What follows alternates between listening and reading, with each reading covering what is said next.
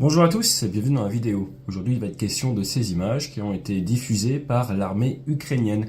Et vous y voyez un Sukhoi 25 Frogfoot, pour être précis, deux Sukhoi différents dans toutes les images, le 48 bleu et le 47 bleu, qui vont mettre en œuvre de l'armement fabriqué par la France de l'A2SM. L'A2SM, c'est une munition que je connais bien pour l'avoir tirée au combat en Irak en 2015-2016, à la demande de l'État irakien. Je vous rappelle que notre intervention à l'époque, après le Bataclan, c'était pour aider l'État irakien à récupérer sa souveraineté territoriale.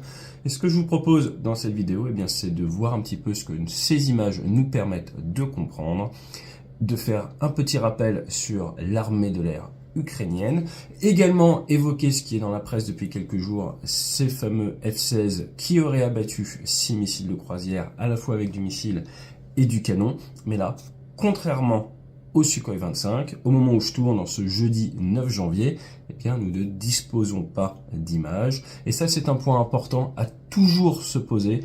Question primordiale par rapport au renseignement, c'est quelle est la qualité de l'information, quelle est la qualité de la source. Allez, on attaque tout ça juste après le jingle. Débrief ne vous propose pas que des formats en présentiel pour réunir vos équipes, les dynamiser, parler de leadership, de followership, d'alignement ou de sécurité.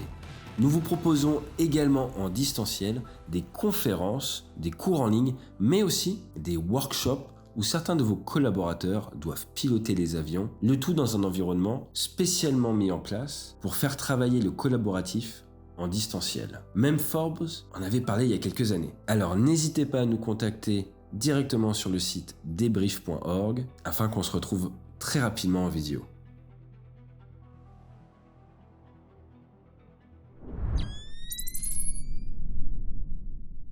Ces images vous permettent de voir du tir très propre d'A2SM, par paire. Vous avez donc deux A2SM qui sont tirés en même temps. Pour rappel, l'A2SM, l'armement air-sol modulaire, c'est un corps de bombe, généralement 250 kg, mais on peut également faire de la 125, de la 500 ou même maintenant de la 1 tonne, où on vient rajouter à l'avant un kit de guidage. Ce kit de guidage sur les images qui nous sont proposées par les Ukrainiens est un kit de guidage qui est INS et GPS. INS, ça veut dire inertiel. Vous avez des petits gyroscopes qui permettent à la bombe de savoir où elle se trouve. Et vous avez également du GPS. GPS qui est augmenté normalement par les clés militaires. Je vous rappelle que dans l'espace, vous avez du GNSS, vous avez des satellites qui donnent la position. Vous avez donc du Galileo, vous avez du GPS qui est le système américain. Vous pouvez avoir du système chinois. En Inde, il y a le système indien. Il y a du système russe, le GLONASS. Et fonction des clés dont vous disposez, vous allez pouvoir prendre le signal, par exemple GPS militaire américain, qui va être très précis, ou GPS européen. Et cela va permettre à votre bombe de savoir exactement où elle se trouve. Et par rapport à la problématique de liaison entre la bombe et l'avion, ce que les Ukrainiens et ses alliés ont créé, ce sont des porte-bombes, comme vous pouvez le voir, qui sont équipés de senseurs, de capteurs GNSS, probablement GPS, pour pouvoir dire à la bombe où elle se trouve au moment où vous l'allumez pour la tirer. Parce que la bombe, vous n'allez pas la laisser allumer en permanence, ça va prendre de l'énergie et elle n'en a pas en illimité. Donc ce que l'on voit dans ces images, c'est bien de l'INS/GPS qui a besoin d'être recalé, qui va probablement être recalé grâce à ce porte-bombe qui lui-même reçoit les informations GPS et ce qui va permettre une précision quasimétrique à l'armement, même si en vous rapprochant de la ligne de front, il y a du brouillage GPS. Il existe d'autres types d'A2SM avec d'autres types de guidage, laser, électro-optique, mais au niveau de l'avant, au niveau de ce senseur avant, on voit qu'il est différent. Là, il est fermé, c'est donc de l'INS GPS, celui qui est d'ailleurs fabriqué en plus grande quantité. À l'arrière, vous avez le KAP, le kit d'augmentation de portée. Car contrairement à la bombe classique, l'A2SM est une sorte de petit missile qui peut, il ne va pas toujours le faire, qui peut allumer son booster, qui va lui permettre d'augmenter sa portée. Alors, en source ouverte, on va vous vendre du 43 miles. J'ai vu dans certaines presses américaines.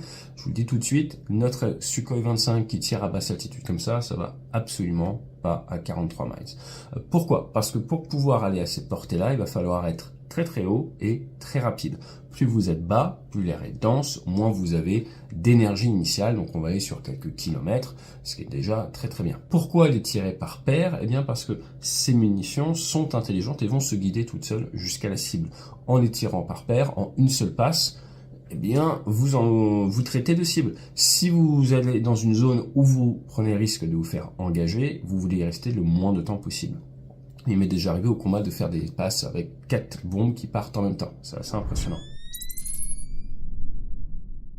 Alors maintenant, regardons un tout petit peu ces Sukhoi 25. Ils appartiennent au 299e Tactical Aviation Brigade, donc la brigade tactique d'aviation numéro 299. Les images qui nous sont partagées, c'est une compilation d'environ une dizaine de vols différents, mais réalisés par seulement 2 avions. Quand on les voit tirer, on les voit également utiliser du leurre infrarouge. Le leurre infrarouge a vocation à faire de la séduction pour un missile sol-air ou air-air qui va se guider sur la source de chaleur de vos réacteurs.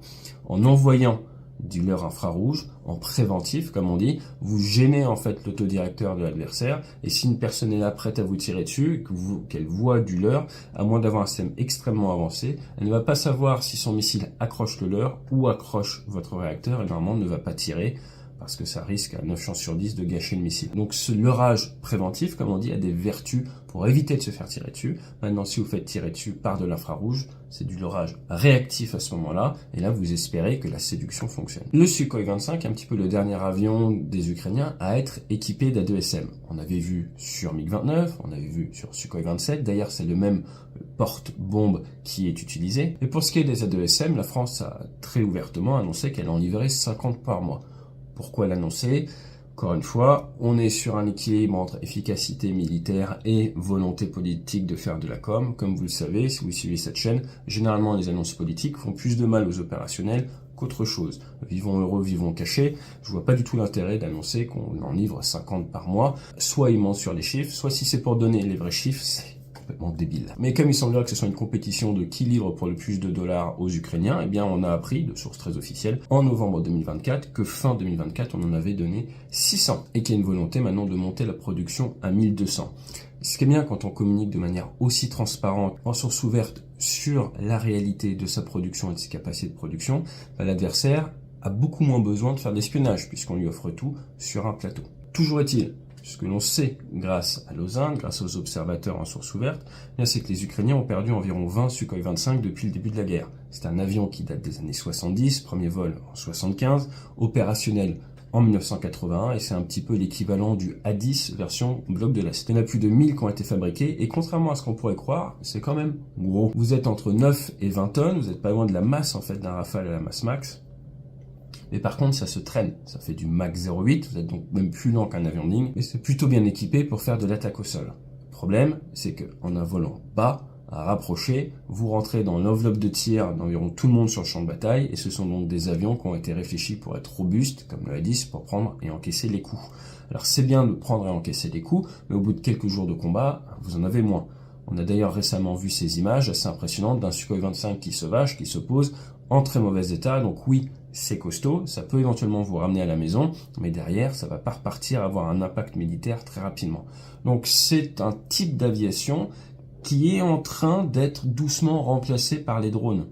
Car si vous pouvez avec un drone venir taper un char ennemi, pourquoi envoyer un Sukhoi 25 ou un A10 pour le même effet militaire? À noter également qu'au vu des pertes, généralement quand le Sukhoi 25 est touché, le pilote meurt avec. Donc il y a eu pas mal de pertes chez les Sukhoi 25, que ce soit côté russe ou côté ukrainien, et on a même eu ces images assez impressionnantes en vente d'entraînement de l'éjection d'un pilote de Sukhoi 25, le tout filmé depuis le casque, c'est bluffant d'avoir ce genre d'image. Maintenant, point qui est très intéressant, c'est que d'un côté comme de l'autre, on a vu qu'initialement, dans la première phase de la guerre, il y a eu pas mal de pertes. Pertes dans l'armée de l'air ukrainienne, pertes chez les Russes.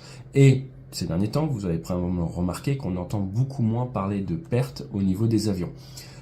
Pourquoi? Eh bien parce que d'un côté comme de l'autre, ils ont débriefé, ils ont adapté leur tactique, adapté leur doctrine, adapté leur armement pour pouvoir limiter les casse. Donc là, ce qu'on voit actuellement, c'est une sorte de stabilisation au niveau du rapport de force et du rapport technologique. Chacun est entraîné, chacun connaît un petit peu les capacités de l'autre, et on va se retrouver avec de nouvelles pertes, d'un côté comme de l'autre, quand cette stabilisation va être remise en question. Comment est-ce qu'on peut remettre en question cette stabilisation? Nouvel armement, nouveau radar, mise à jour, ou nouvelle procédure un peu plus pushy. Je m'explique. Si d'un côté vous êtes habitué à avoir on va prendre un exemple, du F-16 avec de l'AIM-120 Charlie, et qu'en face, vous avez du Sukhoi 35 avec un certain type d'A-12, et qu'à un moment, ce n'est plus de l'AIM-120 Charlie, mais c'est de l'AIM-120 Delta, la nouvelle version qui va plus loin, qui est équipée, et bien dans les jours qui suivent, en face, ils vont avoir des pertes. Pourquoi? Parce qu'ils s'étaient habitués à faire demi-tour à une certaine distance, et ça marche plus. Pareil pour les systèmes sol-air. Donc c'est pour ça que vous allez voir au niveau des pertes, des phases où il y a de la perte, des phases où ça stabilise, des phases après où il y a de la perte, et ça marche un petit peu par à-coup comme ça. Mais si le camp qui subit des pertes débriefe rapidement, apprend de ses erreurs, ce qui n'est pas facile pour avoir la bonne information, sauf si on annonce quasi au jour près quand on envoie des Mirage 2000 ou des F-16, forcément ça réduit l'effet de surprise, eh bien vous pouvez suivre un petit peu, de par les pertes, ces évolutions d'arrivée d'armement sur le champ de bataille.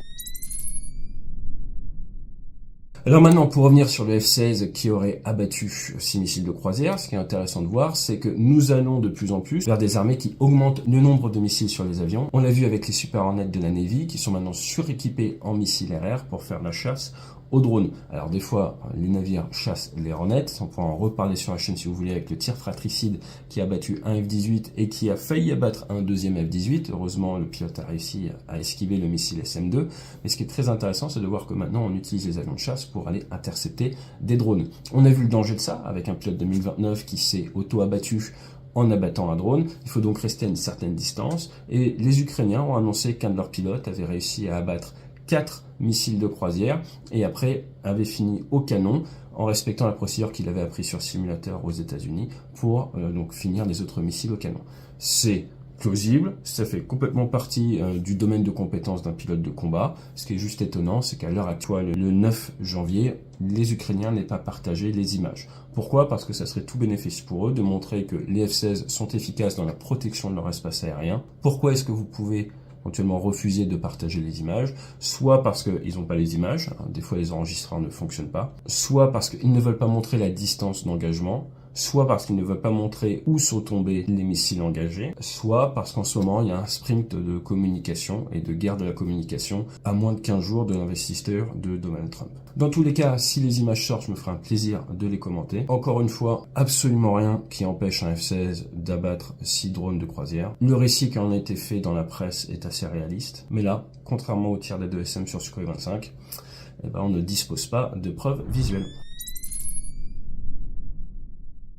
En définitive, ce qu'on peut dire avec les Sukhoi 25 qui sont maintenant A2SM friendly, c'est qu'il y a cette capacité, cette petite montée en puissance de la part des Ukrainiens à disposer d'une multitude de vecteurs qui vont pouvoir tirer l'A2SM. La question qui se pose, c'est combien ont-ils de racks porte-bombes? Et encore une fois, si vous voulez avoir un vrai impact sur le champ de bataille, souvent ce qu'il faut, c'est concentrer les forces. Donc, si dans l'avenir, ils décident d'envoyer leur Sukhoi 25, leur Sukhoi 24, leur Sukhoi 27, leur 1029, tous en même temps sur la même portion du front pour faire une grosse attaque d'A2SM, et bien là, peut-être que à l'échelon local, ils vont pouvoir prendre un avantage, une initiative, réaliser une percée, réaliser une avancée, faire reculer les Russes parce qu'il y a saturation sur un axe à un moment donné. Et c'est un petit peu comme une charge de cavalerie. Je vous rappelle que si vous voulez, sur des guerres un petit peu comme ça, de position, prendre l'avantage, il va falloir réussir à concentrer vos forces à un endroit précis du front, à un moment donné, sans que l'adversaire l'ait vu venir, pour pouvoir réussir à atteindre un vrai impact militaire. Et cette multiplication des vecteurs qui peuvent emporter ces bombes, peuvent servir cet objectif, mais encore une fois, on a vu que 2 Sukhoi 25 aptes à emporter les A2SM, mais 2 Sukhoi 25, plus 2 Sukhoi 27, plus 2029, ça peut vous permettre de monter une opération qui soit impactante. Mais, et j'insiste sur le sujet, entre bazarder 2 A2SM le long de la ligne de front qui fait 1000 km une fois par jour, et réussir à concentrer toutes vos forces et vos 50 A2SM en l'espace de quelques heures sur un point très précis de la ligne de front, l'effet militaire ne sera pas du tout le même. Je vous dis à très bientôt sur la chaîne, n'hésitez pas à vous abonner et fly safe.